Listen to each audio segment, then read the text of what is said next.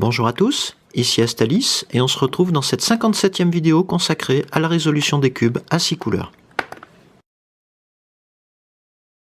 Le but de cette vidéo est de vous montrer comment résoudre facilement le Ghost Cube dans sa version originale, c'est-à-dire le 3×3.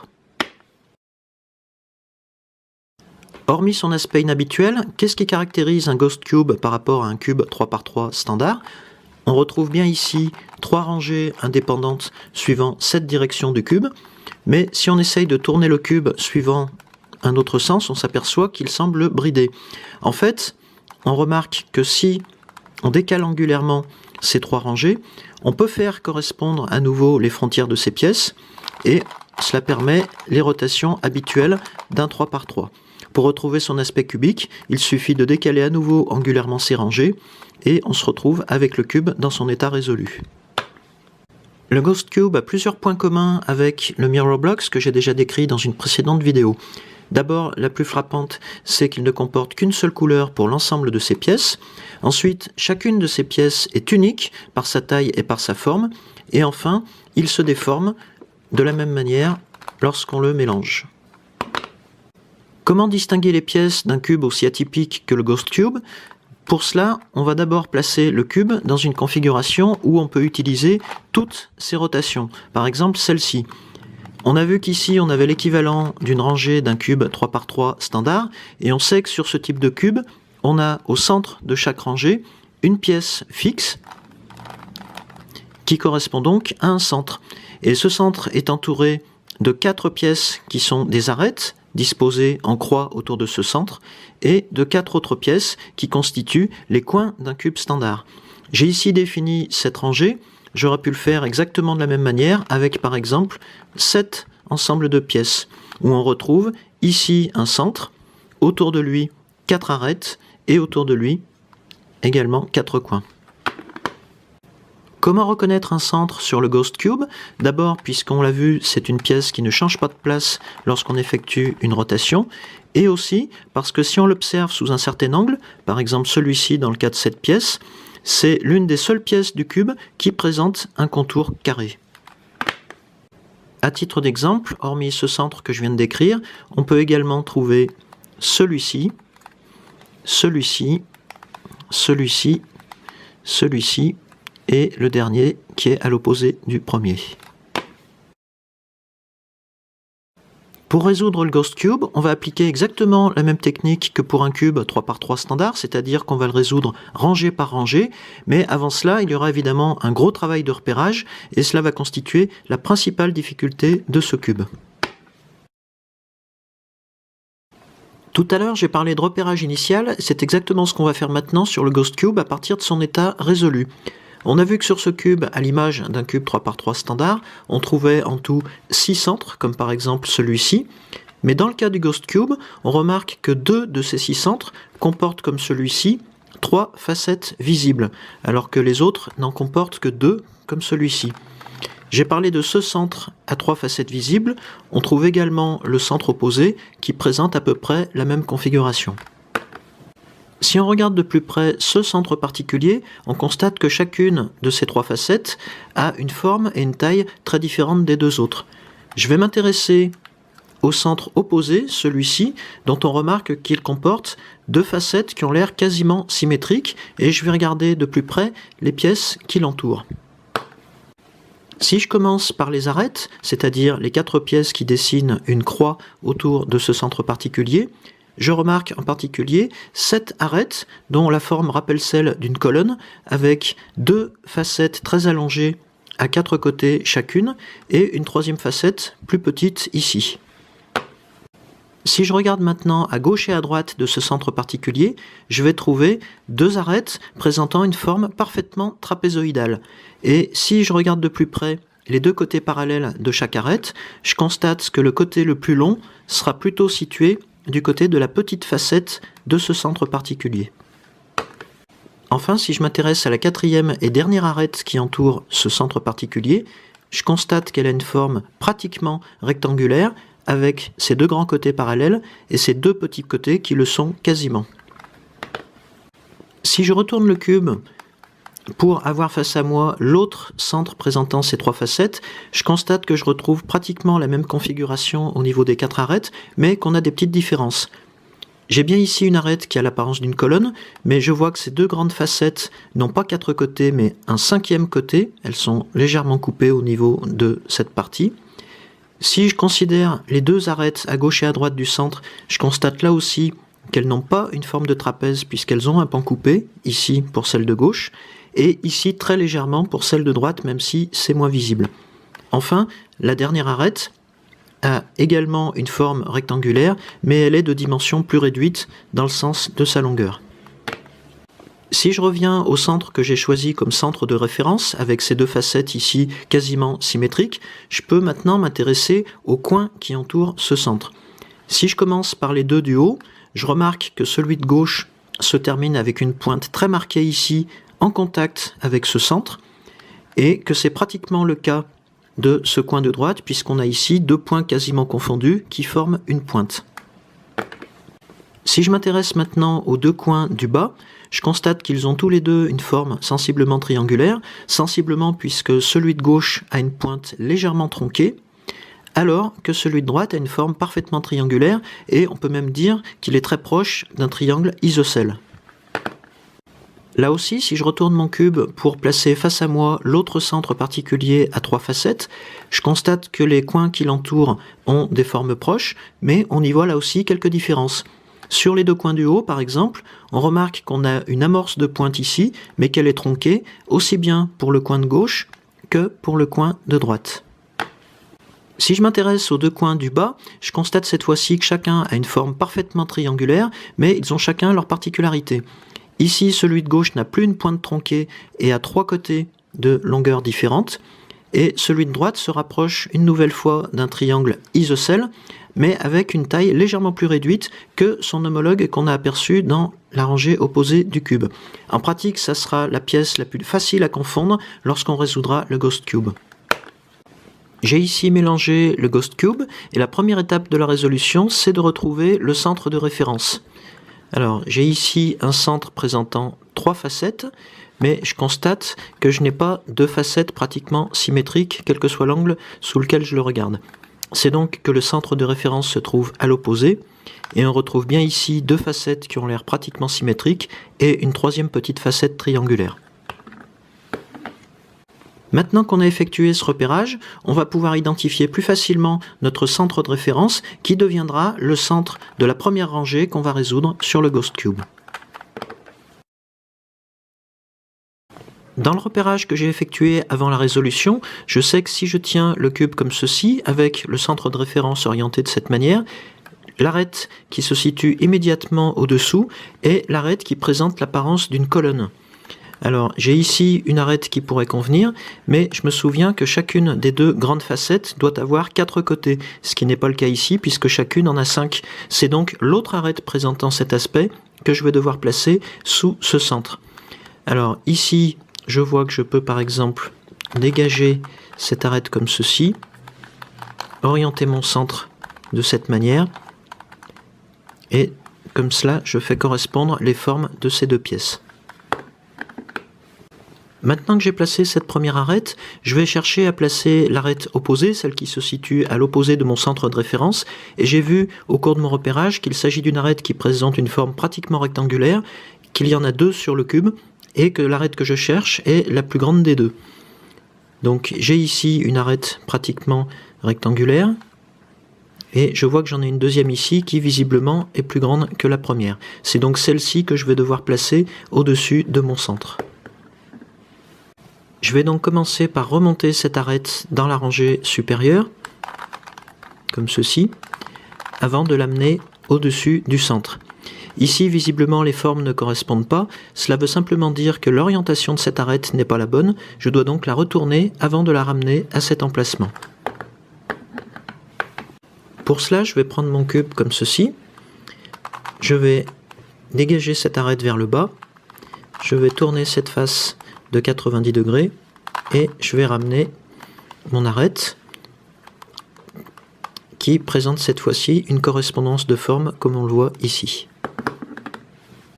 J'ai donc placé ici 2 des 4 arêtes qui entourent ce centre de référence et je sais que les 2 autres arêtes, à gauche et à droite de ce centre, doivent avoir une forme parfaitement trapézoïdale. C'est le cas de cette arête, située à droite du centre, mais je vois que je n'ai pas correspondance de forme. De plus, je sais que le plus grand côté de chacune de ces 2 arêtes trapézoïdales doit être vers le haut lorsque je regarde le centre de référence sous cet angle. Cela revient à dire que cette arête trapézoïdale n'est pas à sa place, mais que je dois la déplacer à l'opposé, c'est-à-dire à gauche de ce centre de référence. Pour ça, je vais par exemple l'isoler vers le bas. Je vise cet emplacement, donc je vais tourner ma rangée avant et je vais y amener cette arête trapézoïdale. Je vais reprendre mon cube de cette manière. Je vois que je n'ai pas correspondance de forme. Cela revient à dire que mon arête n'a pas la bonne orientation et que je vais devoir la retourner avant de la replacer à côté de ce centre. Donc je vais une nouvelle fois isoler cette arête vers le bas. Je vais tourner cette face de cette manière et je vais pouvoir ramener ici, à mon emplacement final, cette arête. Et je reprends mon cube comme ceci, ce qui me permet de voir que j'ai bien cette fois-ci une correspondance de forme entre mon centre de référence et cette arête trapézoïdale. Je vais m'y prendre exactement de la même manière pour placer la deuxième arête trapézoïdale à droite de ce centre, et je sais que cette arête est celle-ci puisque c'est un trapèze et non pas un trapèze tronqué. Ici, je vois qu'une simple rotation de la rangée droite du cube me permet d'amener cette arête à droite du centre et à obtenir ainsi la correspondance de forme. J'ai donc terminé en quelque sorte ma première croix sur le cube. J'ai donc construit une croix dans cette rangée du cube, cette première rangée qui va devenir la rangée inférieure, et je vais maintenant m'intéresser aux 4 coins, et en particulier aux 2 coins du haut, dont je sais, pour les avoir repérés au préalable, qu'ils se caractérisent par une pointe très marquée, proche de mon centre de référence, en particulier pour celle de gauche. Je vais donc repérer ces pièces sur le cube, et je vois que la pièce que je cherche est ici, avec sa pointe caractéristique. Elle se situe finalement à l'aplomb de son emplacement d'arrivée, ce qui tombe bien. Dans un cas contraire, j'aurais dû l'amener comme ceci. Je vais pouvoir la mettre en place en tenant le cube de cette manière, en la plaçant en position avant-droite, au-dessus de son emplacement final. Pour commencer, je peux effectuer ces rotations simples, cette rotation de la rangée droite, cette rotation de la rangée supérieure et celle-ci, ce qui me permet d'amener cette pièce à son emplacement si je reprends mon centre de référence sous cet angle. Mais je constate que son orientation n'est pas la bonne, donc je vais devoir la modifier en reprenant cette position et en effectuant ces rotations. Vers le haut, vers la gauche, vers le bas, vers la droite, et une deuxième fois, vers le haut, vers la gauche, vers le bas, vers la droite. Je n'ai pas encore la bonne orientation, donc je recommence. Vers le haut, vers la gauche, vers le bas, vers la droite, vers le haut, vers la gauche, vers le bas, et je peux omettre la dernière rotation puisqu'on s'aperçoit qu'on a déjà obtenu ce qu'on cherche, c'est-à-dire que la pièce est retournée à sa place, mais cette fois-ci avec une orientation correcte puisqu'on a correspondance de forme sur cette partie du cube et sur cette partie. Si je m'intéresse au coin actuellement en position supérieure droite, cette pièce semble convenir de prime abord, mais si je passe mon doigt entre ces 2 pièces, je m'aperçois que je n'ai pas tout à fait correspondance de forme, je ne suis pas tout à fait dans le même plan entre ces 2 facettes, exactement comme je ne suis pas dans le même plan entre ces 2-là. Cela veut dire que ce n'est pas la pièce que j'attends à cette place, et je vais devoir chercher le coin correspondant. Le coin que je cherche est celui-ci, puisqu'on retrouve sa pointe caractéristique avec 2 points qui sont presque l'un sur l'autre. Donc je vais devoir la déloger de cet emplacement pour l'amener à celui-ci. Pour ça, je vais prendre mon cube comme ceci, avec mon centre de référence vers le bas et mon coin à déloger ici. Je vais le remonter dans la rangée supérieure. Je vais l'isoler à gauche. Et je vais abaisser à nouveau ma rangée droite, ce qui me permet de retrouver l'apparence que j'avais sur cette rangée. Je vais maintenant m'y prendre exactement comme pour le premier coin. J'ai la pièce que je cherche qui est ici, à l'aplomb de son emplacement. Donc, je vais effectuer ces rotations pour l'amener à sa place. Je vois qu'elle n'a pas encore la bonne orientation puisque je n'ai pas correspondance de forme entre ces trois pièces. Donc j'effectue les mêmes rotations que tout à l'heure.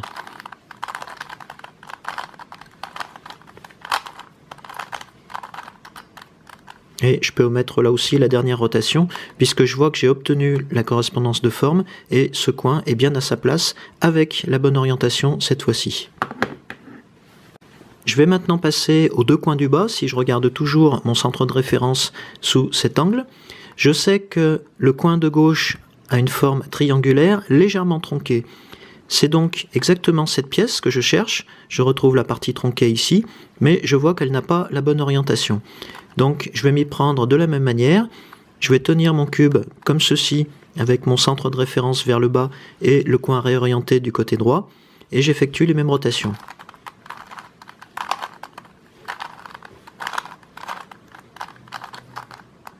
Et je peux omettre la dernière, puisque là aussi, j'ai retrouvé la bonne orientation pour ce coin inférieur gauche, si je regarde le cube sous cet angle. J'en arrive à la dernière pièce de cette rangée, c'est-à-dire le coin qui doit normalement occuper cet emplacement, et je sais que ce coin a une forme triangulaire, avec une forme qui est très proche de celle d'un triangle isocèle. C'est le cas de cette pièce, mais je sais qu'il y en a une deuxième sur le cube, et que je dois prendre la plus grande des deux. Alors ce triangle n'est pas isocèle, visiblement. En revanche, j'ai une pièce ici qui semble convenir. Donc si je retrouve mon centre de référence qui est ici, mon emplacement d'arrivée est là. Donc je vais tourner la rangée supérieure de manière à amener cette pièce à la verticale de son emplacement final et on vérifie bien qu'elle est légèrement plus grande que l'autre si on les compare comme ceci. Donc j'effectue à nouveau les mêmes rotations.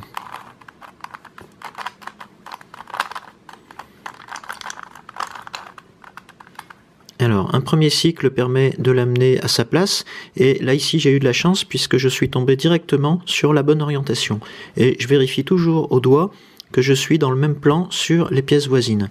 J'ai donc terminé la résolution de cette première rangée du cube, et à partir de maintenant, je vais la considérer comme ma rangée inférieure, et je vais passer à la résolution de la rangée du dessus, qui constituera en quelque sorte ma rangée équatoriale.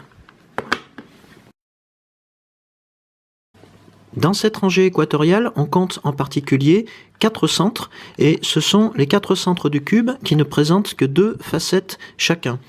Pour l'instant, on ne sait pas quelle doit être leur disposition par rapport à la rangée inférieure, et de plus, chacun de ces centres ayant une forme irrégulière, il doit avoir une orientation précise lorsqu'on aura résolu les 2 rangées inférieures du Ghost Cube.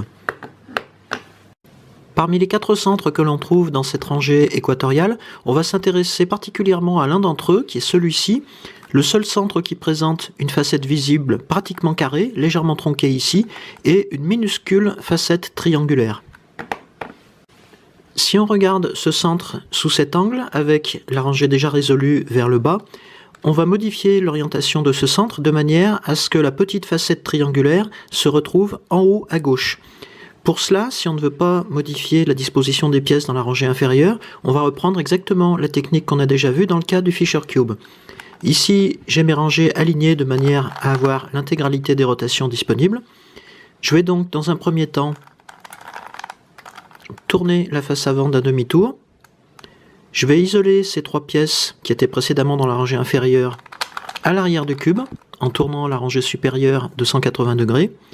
Je vais modifier l'orientation de ce centre et on a vu que pour cela, il fallait tourner d'un demi-tour, comme ceci. Je vais ramener les 3 pièces que j'avais isolées à l'arrière du cube, de cette manière. Et je n'ai plus qu'à retourner la rangée avant, ce qui me permet de reconstituer la rangée inférieure et d'obtenir l'orientation que je cherche sur ce centre particulier. Une fois qu'on a effectué cette opération, on va chercher une correspondance de forme entre ce centre et les pièces de la rangée inférieure. Ici, contrairement aux apparences, on n'a pas ces 2 facettes dans le même plan, on a une légère inclinaison. Donc je vais tourner cette rangée. Ici en apparence, on a aussi une continuité, mais on ne l'a pas au niveau de la facette supérieure par rapport aux autres pièces. Donc je continue. Et j'en arrive à cette position sur cette face précise du cube où j'obtiens à la fois une continuité par rapport aux autres pièces de la rangée inférieure et également une continuité au niveau des deux petites facettes triangulaires qui vont constituer le sommet du cube si on le regarde sous cet angle. J'ai donc la certitude que ce centre va être situé ici sur le cube et il me reste maintenant à modifier l'orientation des trois autres centres dont je sais qu'ils occupent maintenant leur place définitive. Maintenant que ce centre présente une orientation correcte, je n'ai plus qu'à trouver l'orientation qui convient sur les quatre autres centres. Sachant que chacun d'entre eux a 4 orientations possibles, je vais les passer en revue l'une après l'autre jusqu'à trouver celle qui convient pour obtenir la correspondance de forme avec les pièces de la rangée inférieure. Ici, par exemple, je viens de réorienter ce centre pour faire correspondre sa forme à celle des pièces voisines. Pour cela, je l'ai d'abord retourné à partir de cette position et j'ai ensuite décalé les rangées afin de bien vérifier la correspondance de forme ici, tout en conservant la correspondance de forme avec le premier centre que j'avais déjà réorienté tout à l'heure. Et je vais faire exactement la même chose avec les deux centres restants de la rangée équatoriale, c'est-à-dire celui-ci et celui-ci. J'ai ici réorienté les 4 centres de ma rangée équatoriale et pour terminer la résolution de cette rangée, il ne me reste plus qu'à mettre en place les 4 arêtes qui se situent entre ces centres. Avant de mettre en place ces arêtes équatoriales, on va pouvoir faire le tri entre celles qui doivent aller à ces 4 emplacements et celles qui ne le doivent pas. Ici, j'ai par exemple une arête en forme de colonne. Et on a vu, d'après la configuration de la rangée inférieure, qu'on retrouve quasiment la même configuration sur la rangée opposée, c'est-à-dire la rangée supérieure, quand le cube est résolu. Je sais que cette arête en forme de colonne fait partie de cette dernière rangée, donc elle n'est pas à sa place ici. J'ai également cette arête équatoriale qui pour l'instant présente cette forme quasi rectangulaire, et je sais également que cette arête fait partie de la dernière rangée du cube pour les mêmes raisons. J'ai ici une arête trapézoïdale dans la rangée supérieure. Je sais que cette arête fait bien partie de cette rangée supérieure, donc ce n'est pas une arête de ce type que je vais devoir basculer dans la rangée équatoriale. En revanche, une arête de ce type-là a une forme quelconque, je dirais, qui n'est pas caractéristique des arêtes qui forment la rangée supérieure, donc je sais d'entrée que cette arête va occuper un des 4 emplacements dans la rangée équatoriale. En observant un peu mieux le cube et en faisant tourner la rangée supérieure, je pense que la place définitive de cette arête se trouve ici, à la place de cette arête en forme de colonne et entre ces deux centres. Pour la basculer du côté droit comme je le fais sur un cube standard, je vais d'abord décaler ma rangée du bas pour faire correspondre les découpes des pièces et je vais effectuer la variante droite de l'algorithme que j'avais appelé algorithme du pêcheur dans la résolution imagée du cube 3 par 3. Donc je pars de cette position au-dessus de ce centre et je vais la basculer du côté droit. Donc je commence par l'emmener à l'opposé, je monte cette rangée droite, je tourne à nouveau la rangée supérieure dans ce sens, j'abaisse la rangée droite, je ramène la rangée supérieure comme ceci, je vais regarder le cube par la droite et j'effectue ces dernières rotations, ce qui me permet de placer cette arête entre ce centre et celui-ci. Et si je décale angulairement mes rangées, je constate que j'ai bien retrouvé la correspondance de forme entre ce centre et la rangée inférieure, même chose pour celui-ci, mais que j'ai également trouvé la correspondance de forme entre cette arête et la rangée inférieure. J'ai donc une arête qui a trouvé sa place définitive avec la bonne orientation, car j'aurais pu la retourner de 180 degrés, mais je n'aurais pas obtenu cette correspondance de forme. Une fois qu'on a placé cette première arête équatoriale, on va faire de même pour les 3 autres, et on va explorer en quelque sorte le cube, c'est une méthode assez exploratoire, pour venir placer la bonne arête à la bonne position et avec la bonne orientation. Le tout est de savoir quel type d'arête on peut mettre en place. Alors ce ne sera par exemple pas celle-ci puisqu'elle a la forme de colonne, caractéristique d'une arête de cette dernière rangée. Mais j'ai par exemple cette arête dont je sais qu'elle occupera, lorsque le cube sera résolu, la rangée équatoriale. Ici, on a par exemple le cas où cette arête équatoriale semble être la bonne pièce, mais son orientation est retournée de 180 degrés. Je vais donc la déloger de son emplacement pour ensuite la ramener ici, mais avec une orientation inversée. Pour cela, je vais par exemple prendre une arête qui ne peut pas être dans la rangée équatoriale, à savoir cette arête avec la forme quasiment rectangulaire, et je vais lui faire prendre sa place du côté droit.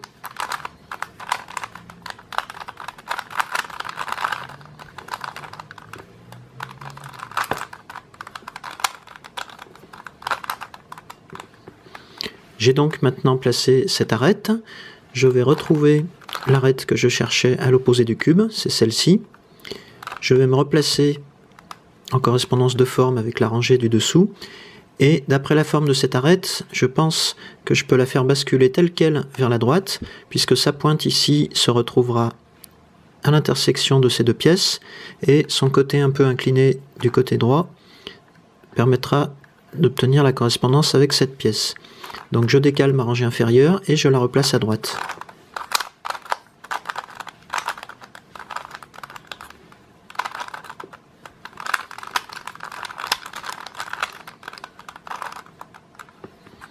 Je redécale mes rangées pour retrouver la correspondance de forme de mes centres et je constate que j'ai bien cette fois la bonne orientation pour cette arête équatoriale.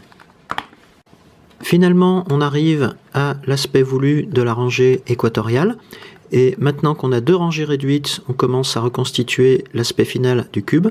Il est temps maintenant de passer à la résolution de la dernière rangée, c'est-à-dire la rangée supérieure. Dans cette rangée supérieure, on compte évidemment un centre qui présente trois facettes visibles, et on va chercher dans un premier temps à établir une correspondance de forme entre ce centre et les quatre arêtes qui l'entourent. En particulier, on va commencer par l'arête qui présente ce profil en forme de colonne, et on sait que si cette arête présente cette petite facette triangulaire vers le haut, elle a une orientation inversée par rapport à celle qu'on cherche. Pour obtenir la bonne orientation, je vais tenir mon cube comme ceci, avec l'arête en forme de colonne devant moi, et je vais effectuer l'algorithme que j'ai appelé algorithme du coffre dans la résolution imagée du cube, et qui commence comme ceci. Je tourne la face avant dans le sens horaire. Je prends ce coin comme repère, je vais l'emmener d'abord à gauche, puis son remplaçant vers le haut, son remplaçant vers la droite, son remplaçant vers le bas, et je tourne la face avant dans le sens contraire des aiguilles d'une montre. Je rétablis la position de la rangée inférieure avant de regarder ce qui se passe au niveau de la rangée du dessus. Si je reprends mon arête en forme de colonne, je constate que son orientation a changé puisque la petite facette triangulaire n'est plus à cette extrémité mais à celle-là. Et je vais chercher maintenant à faire correspondre cette pointe avec le profil du centre de cette rangée supérieure. Ici, on voit que cette pointe présente un point décalé vers la gauche.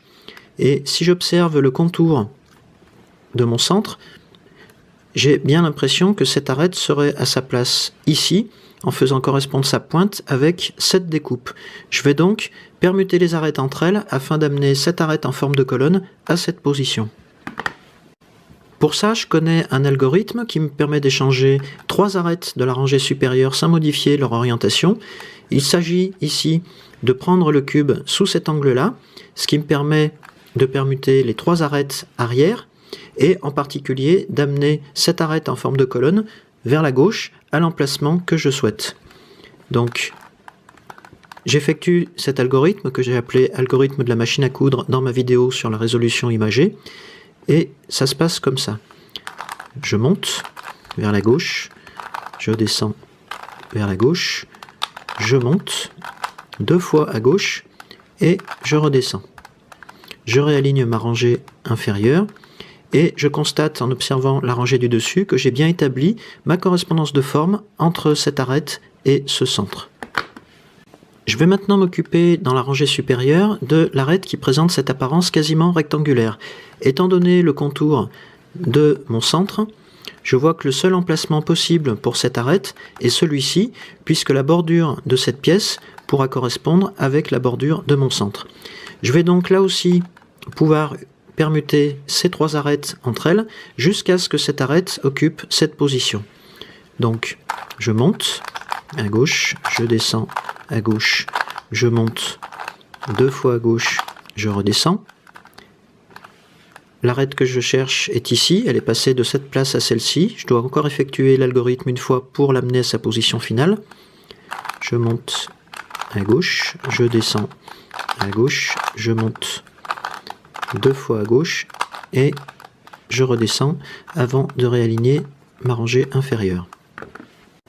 Dans mon exemple, je vois que j'ai pu obtenir satisfaction puisque cette arête est maintenant à sa place et j'ai continuité de forme avec le centre. Cela revient à dire, si je regarde le cube comme ceci, que cette arête et cette arête présentent la bonne orientation. Je vais maintenant m'intéresser aux deux autres arêtes. Si je regarde de plus près la bordure la plus haute de ces deux arêtes en tenant mon cube comme ceci, et que je compare cette bordure avec le relief de mon centre supérieur, je constate que les formes ne peuvent pas correspondre, puisque je devrais faire correspondre une ligne droite avec une découpe en forme de V. Cela revient à dire que l'orientation de ces deux arêtes est inversée, donc je n'ai que ces deux arêtes avec une orientation correcte. C'est exactement l'équivalent de cette configuration sur le cube 3×3 standard, et on sait comment passer de cette configuration à la configuration où les quatre arêtes sont correctement orientées. Pour cela, il suffit de tenir comme ceci le cube, avec les deux arêtes correctement orientées vers la gauche et vers la droite, et d'appliquer ce que j'avais appelé l'algorithme du coffre et qu'on a déjà vu un peu plus tôt. Donc je commence par cette rotation, ensuite j'emmène ce coin vers la gauche, vers le haut, vers la droite, vers le bas, et je tourne la face avant dans ce sens. Si j'effectue la même opération sur un cube 3×3, j'arrive à cette configuration où les deux arêtes correctement orientées occupent la position gauche et arrière dans la rangée supérieure. Ce qui revient ici à ces deux arêtes-là, et je sais comment passer de cette configuration en L à la configuration où les quatre arêtes sont correctement orientées. C'est là aussi le même algorithme à partir de cette position de départ qui permet de l'obtenir. Donc je vais reprendre les mêmes rotations à partir de cette orientation.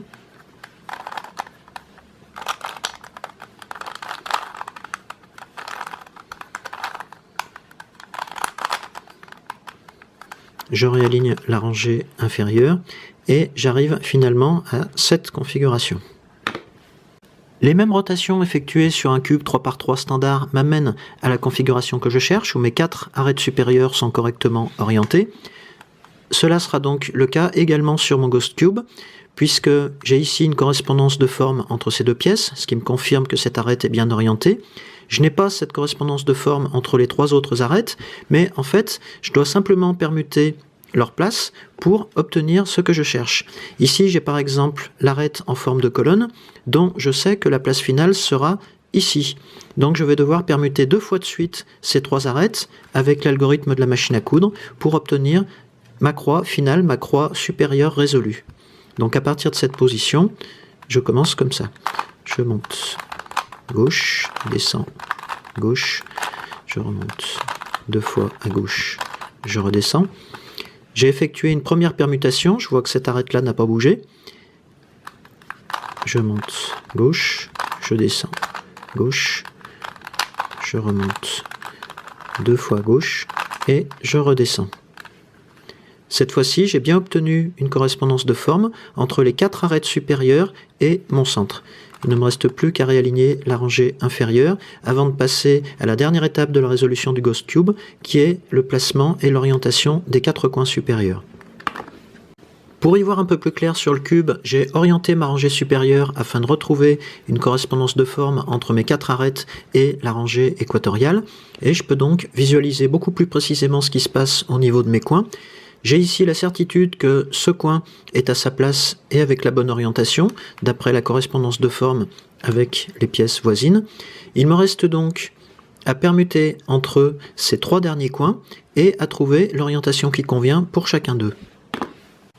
Si je reprends mon cube comme ceci, avec l'arête en forme de colonne vers le bas, je sais que de chaque côté de cette arête en forme de colonne, j'ai un coin triangulaire. Ici, des quatre coins que je peux trouver dans ma rangée supérieure. Je n'en ai que 2 qui présentent cette forme triangulaire, donc je vais devoir permuter leurs emplacements avec ce troisième coin, de manière à les placer ici, de chaque côté de cette arête en forme de colonne. Pour ça, je vais utiliser l'algorithme que j'avais appelé algorithme des 2 clous, ce qui va me permettre de permuter ces 3 coins, et en particulier ces 2 triangles, dont celui-ci qui va se retrouver à gauche de la colonne, et celui-ci qui va se retrouver à sa droite. J'ai la variante droite de l'algorithme, donc je commence par décaler mes rangées pour retrouver l'ensemble de mes rotations, et je démarre du côté droit. Donc je descends, je change de côté, je descends du côté gauche, je change de côté, je remonte du côté droit, je change de côté, je remonte du côté gauche, et je reviens une dernière fois vers la droite. Je réaligne ma rangée inférieure, et je vais regarder ce qui se passe sur ma rangée du haut. Dans mon exemple, je constate que j'ai obtenu à la fois la bonne place et la bonne orientation finale sur ces 3 derniers coins, ce qui veut dire que ma rangée supérieure est résolue, et je n'ai plus qu'à trouver l'orientation correcte de cette rangée pour terminer la résolution du Ghost Cube. Mais on aurait pu tomber sur une autre situation. Par exemple, si je tiens mon cube comme ceci, j'ai bien un coin supérieur bien placé et bien orienté, et 3 coins supérieurs à permuter entre eux. J'ai repéré les 2 triangles du côté gauche, donc si je les permute dans ce sens, j'aurai bien ce triangle à la droite de ma colonne et celui-ci à ma gauche. Je vais donc effectuer la variante gauche de l'algorithme des 2 clous. Donc je commence de ce côté, je descends à droite, je descends à droite, je rebascule à gauche, je remonte à gauche, je bascule à droite, je remonte, et j'effectue une dernière rotation vers la gauche. Mes 2 pièces triangulaires ont bien trouvé leur place de chaque côté de ma colonne, mais je constate que l'orientation de ces 3 derniers coins n'est pas la bonne. Je vais donc devoir traiter chaque coin individuellement avec un algorithme qu'on a déjà vu et que j'ai appelé algorithme de la pendule. Si je commence par exemple par ce coin, je dois m'assurer qu'il est en position avant droite. Je vais décaler mes rangées pour obtenir l'ensemble des rotations du cube, et je vais l'appliquer de la même manière que je l'ai fait sur un cube 3×3 standard. Donc en pratique, ça donne ça. Je considère ce coin, alors je descends vers la gauche, je remonte vers la droite, je recommence, je descends vers la gauche, je remonte vers la droite. J'ai changé l'orientation de ce coin, mais ce n'est pas apparemment la bonne par rapport aux autres pièces du sommet du cube. Je descends vers la gauche, je remonte vers la droite, je descends vers la gauche, je remonte vers la droite. Cette fois-ci, j'ai trouvé la bonne orientation pour ce coin, donc je vais passer au suivant en tournant la rangée supérieure.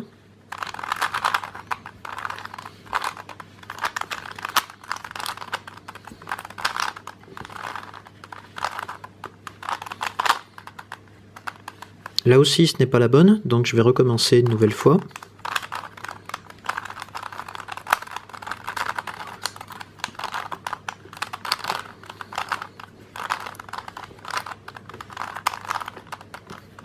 J'ai trouvé la bonne orientation, je vais m'occuper du dernier coin en tournant la rangée supérieure.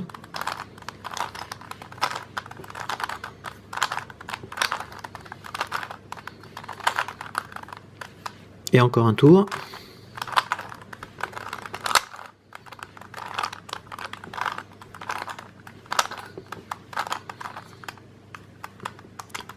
Je réaligne mes 2 rangées inférieures et je constate que cette fois-ci j'ai la bonne orientation pour mes 4 coins.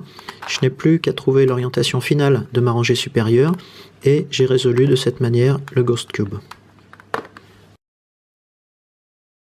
Maintenant que vous savez résoudre le Ghost Cube, je vous propose dans la vidéo suivante de passer à la résolution d'un cube très différent mais tout aussi intéressant, celui-ci qu'on appelle fréquemment AI Cube. À bientôt!